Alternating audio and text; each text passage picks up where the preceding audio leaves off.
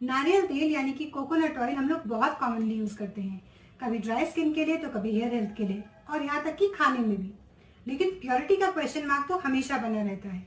FSSAI की guideline से मुझे पता चला कि एक बहुत इजी सा टेस्ट है जिसे करने से मुझे पता लग जाएगा कि मेरा ये ऑयल प्योर है या नहीं। तो आइए आज आप और मैं साथ मिलकर इस टेस्ट को करते हैं। ये टेस्ट बहुत ही सिंपल है। हमें एक कांच के छोटे से बाउल में ये कोकोनट ऑयल थोड़ा सा लेना है और उसके बाद बस इसको 30 मिनट्स के लिए रेफ्रिजरेटर में रख देना है। ध्यान रखिएगा फ्रीजर में नहीं, रेफ्रिजरेटर में। तो देखिए 30 मिनट्स हो चुके हैं और इस ऑयल को हम फ्रिज से बाहर निकाल रहे हैं। इस टेस्ट के अकॉर्डिंग अगर ये ऑयल एकदम प्योर होगा तो ये बॉटल में पूरा जमा हुआ होगा, और अगर इसमें कोई और दूसरा ऑयल मिलाया गया होगा तो कोकोनट ऑयल नीचे जम जाएगा और दूसरा ऑयल इसमें ऊपर तैरता हुआ मिलेगा। चलिए टेस्ट करते हैं। ये कोकोनट ऑयल एकदम से इसमें जम गया है, इसका मतलब ये एकदम प्योर है।